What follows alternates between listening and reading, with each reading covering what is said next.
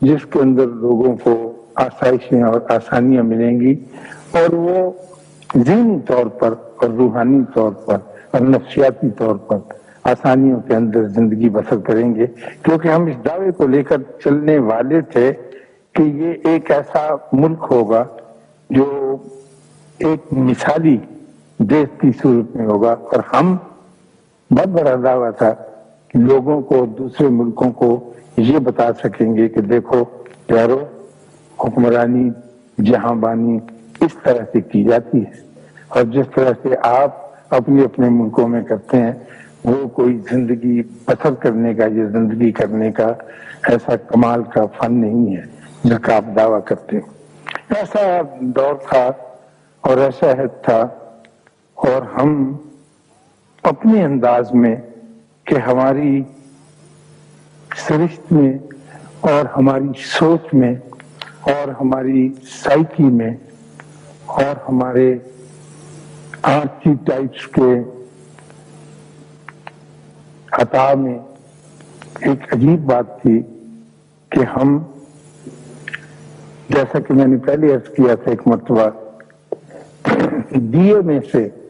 دینے کے عمل پر اور دیے میں سے دینے کے فن پر عمل پیرا تھے۔ ہم یہ جانتے تھے اور ہمیں اس بات کا بہت پکا شعور تھا کہ زراعتی ملک ہونے کی وجہ سے یا زراعتی علاقہ ہونے کی وجہ سے کہ جب تک ہاتھ سے اور پلے سے کچھ دیا نہیں جائے گا اس وقت تک کسی قسم کی بھی پروڈکشن نہیں ہو سکے گی۔ کسان اپنے گھر کے اندر جا کر اپنی بھولی کھول کر اس میں سے اناج نکال کر یا بوری کی تنامیں کاٹ کے اس میں سے دانے نکال کر جھولی بھر کر کھلے میدان میں جاتا تھا، اور وہ اچھے بھلے دانے، اچھا بھلا اناج جس سے اس کے گھر والوں کی زندگی کا سامان بڑی آسانی سے کیا جا سکتا تھا، باہر لے جا کر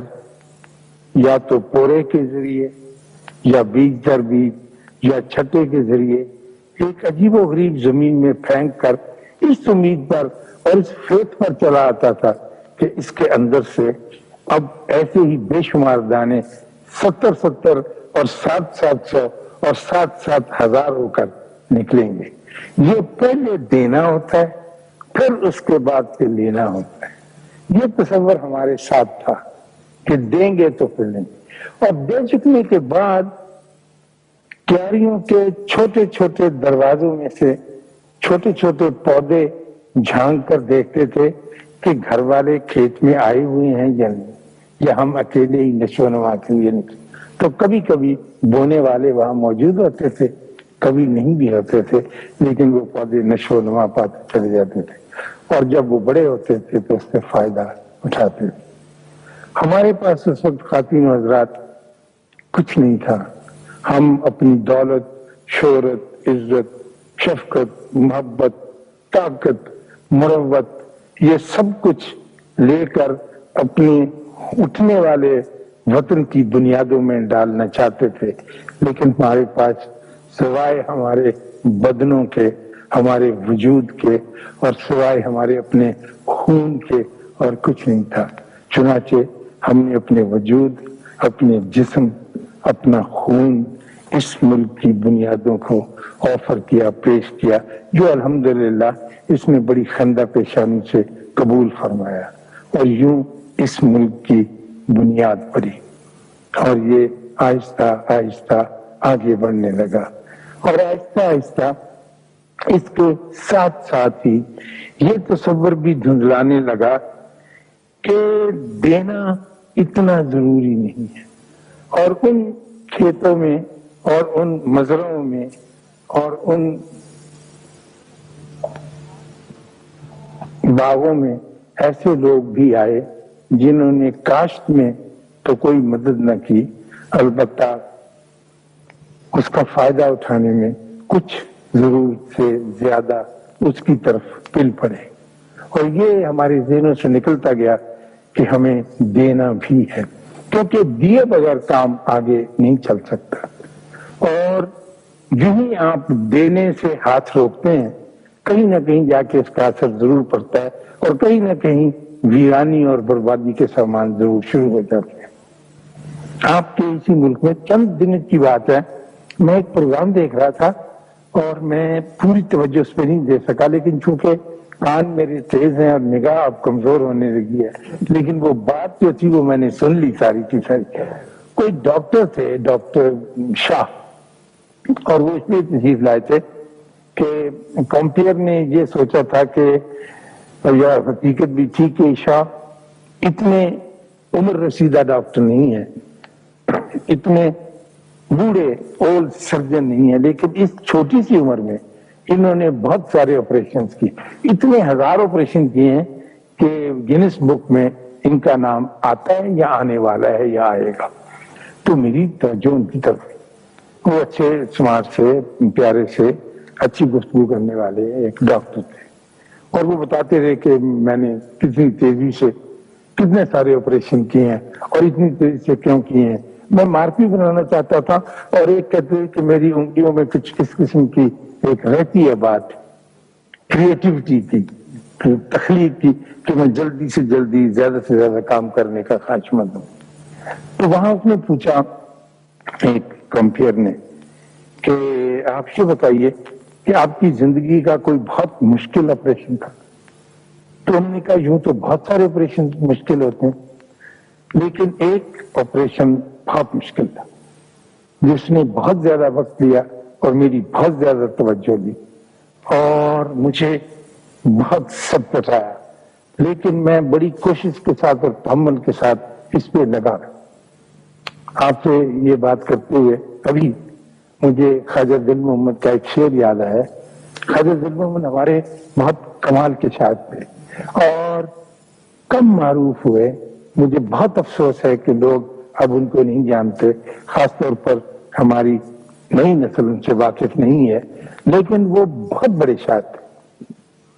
تو ایک جگہ پر وہ کب کا بھولا ہوا شعر یاد آیا، ایک جگہ پر وہ سرجن کی تعریف کرتے ہوئے لکھتے ہیں کہ سرجن کیا ہوتا ہے، آپریشن کرنے والا۔ تو وہ کہتے ہیں کہ سرجن کی صرف اور خوبی یہ ہے کہ نظر باز کی، سر فلاطون کا، جگر شیر کا، ہاتھ خاتون کا۔ سرجن وہ ہوتا ہے جس کی نظر باز کی ہو اور پلیٹو کا اس کا سر غور کرتا ہو، اور نظر باز کی ہو اور ہاتھ خاتون کا۔ تو وہ ان سرجن کو دیکھ کے بھی کچھ ایسے ہی لگتا تھا کہ وہ اس انداز کے ڈاکٹر ہیں۔ تو وہ کہنے لگے کہ میں اپنی سرجری میں ہاسپٹل میں تھے کہ اچانک وہاں پر ایک اپاہج آدمی کو، جو ابھی اپاہج ہوا تھا، ایک آدھا گھنٹہ پیش تھا، ایک چارپائی پر ڈال کر لائے۔ وہ ایک نوجوان تھا جس کی دونوں ٹانگیں تیز دھار آلے سے کٹ گئی تھی،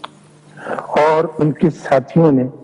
اس کی رانوں پر بڑی مضبوطی کے ساتھ اپنے رومال یا کوئی رسے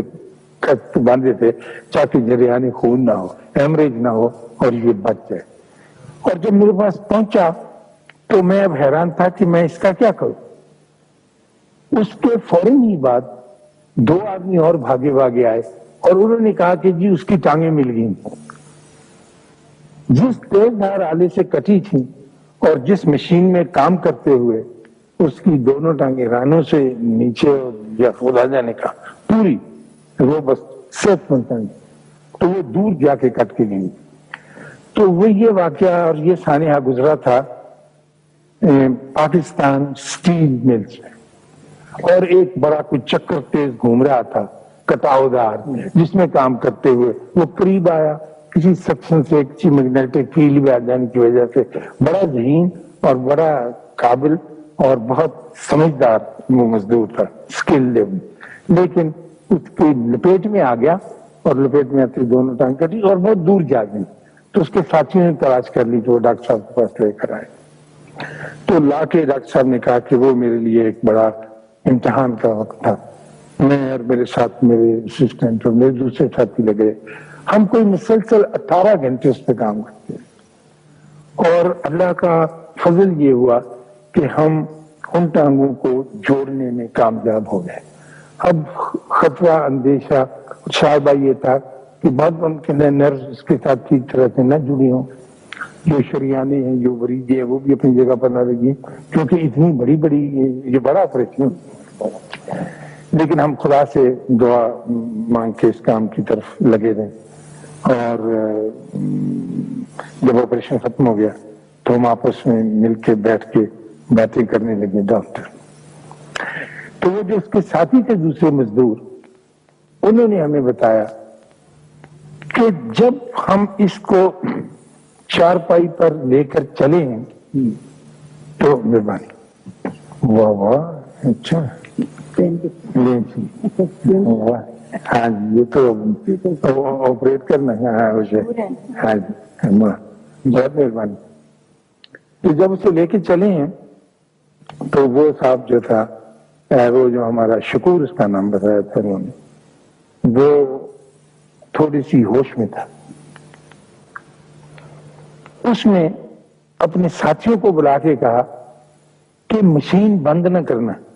کیونکہ ایک دفعہ اگر یہ مشین بند ہو جائے تو اس کے چلانے میں 10 لاکھ کا خرچہ اٹھتا ہے، کوئی چیز ہوگی ایسی بات کہ تو یہ اسے بالکل نہ بند کرنا اس خوف کے مارے سے، وہ تو قتل ہے۔ تو میں نہیں چاہتا کہ میرے ملک کو یا میرے اس کارخانے کو یہ نقصان پہنچے، اور اس کے بعد پھر وہ نیند بے ہوشی کی حالت میں گئے۔ اب میرا مقصد اس سارے واقعے کو سنانے سے یہ ہے